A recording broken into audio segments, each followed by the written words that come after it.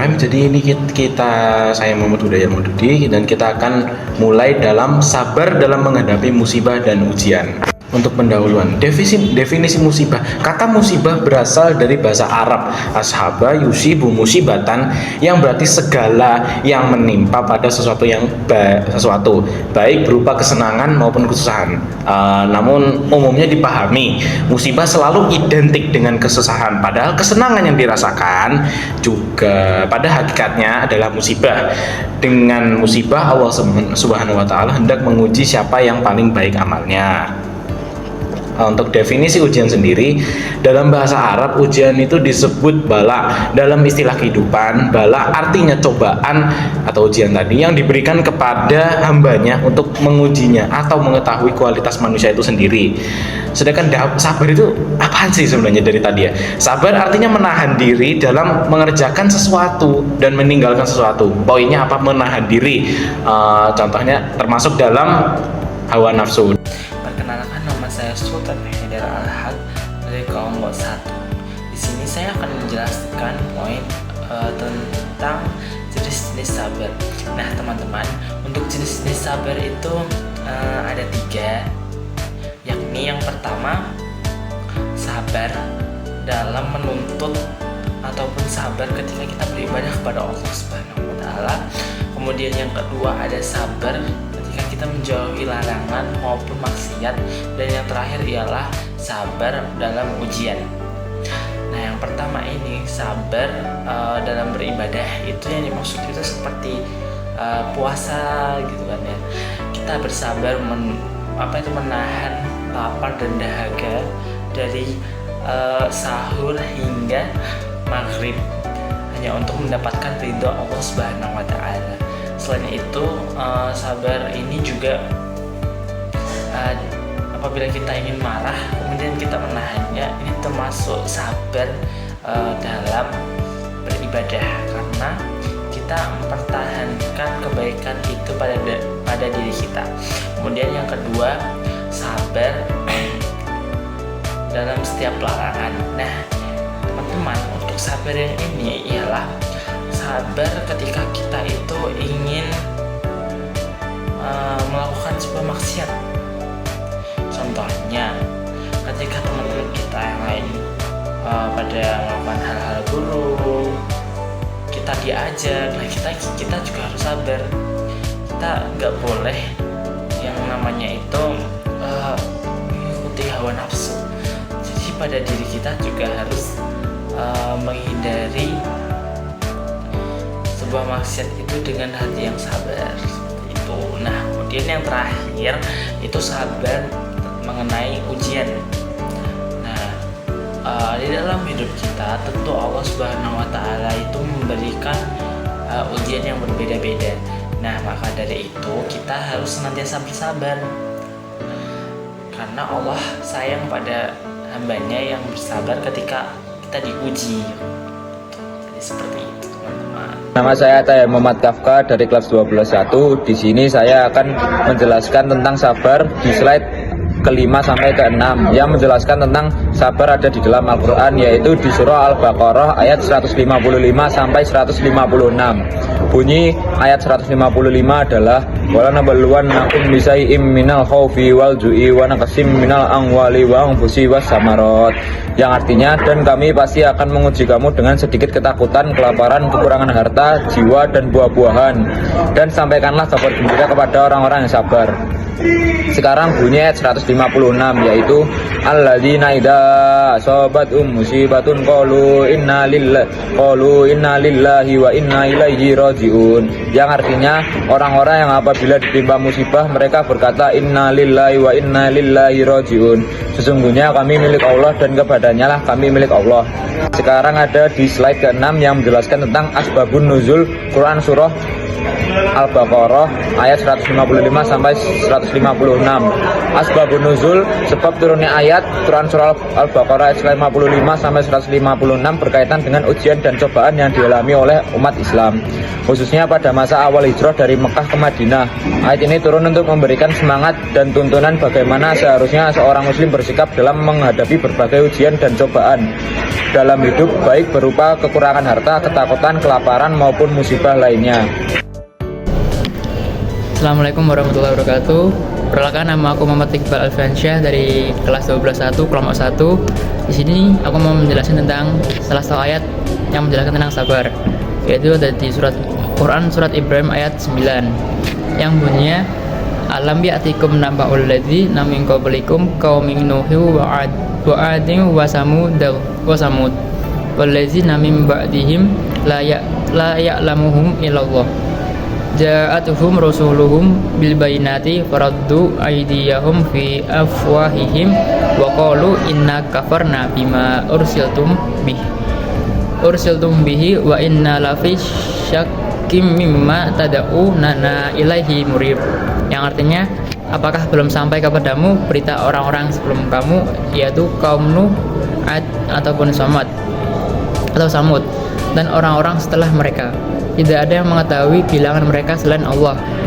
Rasul-rasul telah datang kepada mereka dengan membawa bukti-bukti yang nyata, tetapi mereka menutupkan tangannya ke mulutnya sebagai tanda penolakan dan karena kebencian. Dan mereka berkata, sesungguhnya kami tidak percaya akan ajaran yang kamu bawa, dan kami benar-benar dalam keraguan yang menggelisahkan menyangkut apa yang kamu serukan kepada kami. Nah, ayat ini menunjukkan bagaimana para rasul harus bersabar menghadapi penolakan, cemoohan, dan keraguan dari kaumnya. Ini menjadi teladan bagi kita untuk tetap sabar dalam menyampaikan kebenaran meskipun menghadapi penolakan atau tantangan.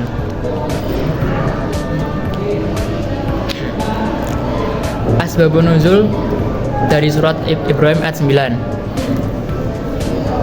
Surat Ibrahim ayat 9 berkaitan dengan peringatan Allah kepada umat manusia, khususnya pada Bani Israel dan umat Nabi Muhammad, untuk tidak mengingkari nikmat Allah dan menolak kebenaran yang dibawa oleh para rasul.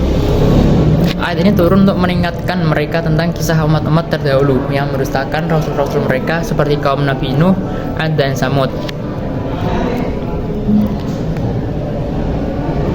Ayat ini diturunkan sebagai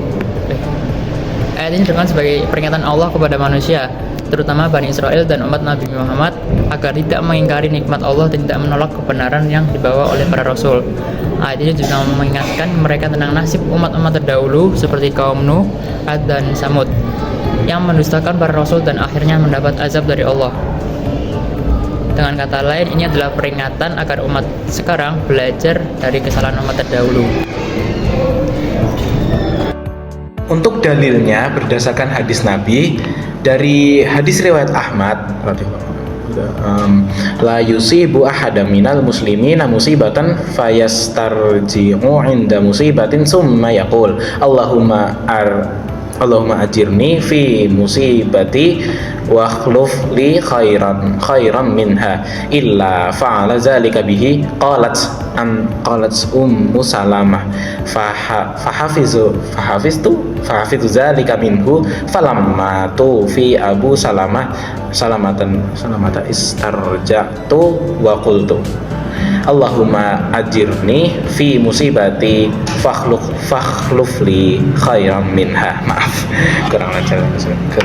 Ya gitu. Yang artinya tidaklah tidaklah seseorang dari kaum muslimin ditimpa musibah lalu ia membaca innalillahi wa inna ilaihi rajiun, kemudian mengucapkan, ya Allah, berikanlah pahala dalam musibahku ini dan berikanlah ganti kepadaku yang lebih baik darinya, melainkan akan dikabulkan doanya itu. Ummu Salamah bertutur, kemudian aku menghafal doa dari beliau ini, dan ketika Abu Salamah meninggal dunia maka aku mengucapkan innalillahi wa inna ilaihi rajiun, dan mengucapkan, ya Allah, berikanlah pahala dalam musibahku ini dan berikanlah ganti kepadaku yang lebih baik darinya. Hadis kedua konteksnya sama nggih, yang saya langsung artinya aja. Tidaklah seorang hamba ditimpa musibah lalu ia mengucapkan innalillahi wa inna ilaihi rajiun. Ya Allah, berikanlah pahala dalam musibahku ini dan berikanlah ganti kepadanya yang lebih baik darinya. Melainkan Allah akan memberikan pahala kepadanya dalam musibah itu dan memberikan ganti kepadanya dengan yang lebih baik darinya, kata Ummu Salamah. Kemudian Abu Salamah ketika meninggal, maka aku mengucapkan apa yang diperintahkan Rasulullah kepadaku, maka Allah Ta'ala memberikan ganti kepadaku yang lebih baik. Hadis ketiga ini lagi-lagi konteksnya sama ya. Yang tadi itu kan dari hadis riwayat Muslim, saya lupa menyebutkan. Ini dari hadis riwayat Ahmad dan An-Nasai, yang artinya tidaklah seorang muslim laki-laki maupun perempuan ditimpa suatu musibah lalu ia mengingatnya meski waktunya sudah lama berlalu, kemudian ia membaca kalimat istirja innalillahi wa inna ilaihi rajiun untuknya, melainkan Allah akan memperbaharui pahala baginya pada saat itu, lalu dia memberikan pahala seperti pahala yang diberikannya pada hari musibah itu menimpa. Nah, lalu terakhir dari hadis riwayat Ahmad dan At-Tirmizi dari Suwaid bin Nasr dari Ibnu Al-Mubarak, menurutnya hadis ini adalah hasan gharib gaya. Nama Abu Sinan adalah Isa bin Sinan. Qala Allah ya malakal maut fabita walada abdi qabatta qurrata aini wa samarata fuadihi qala na'am qala fama qala hamidaka wastarja qala ubnu lahu baitan fil jannah wa sama'uhu baital hamd. Yang artinya, maaf saya tadi membaca hadisnya kurang jelas gitu. Mungkin nanti bisa dikoreksi di kolom komentar. Yang artinya Allah berfirman, wahai malaikat maut, apakah engkau sudah mencabut nyawa anak hambaku? Apakah engkau mencabut nyawa anak kesayangannya dan buah hatinya? Jawab malaikat, iya. Lalu apa yang ia ucapkan? Tanya Allah. Malaikat pun menjawab, ia memujimu dan mengucapkan kalimat istirja innalillahi wa inna ilaihi rajiun tadi. Maka Allah berfirman kepada para malaikat, buatkan untuknya sebuah rumah di surga dan namailah rumah tersebut dengan Baitul Hamdi, rumah pujian. Jadi kesimpulannya apa? Dari sini kan tadi di hadis riwayat Ahmadnya ini, ketika kita ditimpa musibah, kan di hadis riwayat kita mengucapkan kalimat istirja innalillahi wa inna ilaihi rajiun, sesungguhnya kita milik Allah dan kepada Allah lah kita akan kembali. Nah, di hadis ini kan bilang dan mengucapkan doa, ya Allah berikanlah pahala dalam musibahku ini dan berikanlah ganti kepadaku yang lebih baik darinya. Dalam hadis riwayat Muslim 918, Ummu Salamah mendengar hal itu dan dia mengucapkan apa yang diperintahkan Rasulullah kepadanya. Maka Allah Ta'ala memberikan ganti kepada Abu Salamah yang lebih baik, kepadanya yang lebih baik dari Abu Salamah. Ngapunten. Terus ini yang lebih jelas. Mana itu tadi?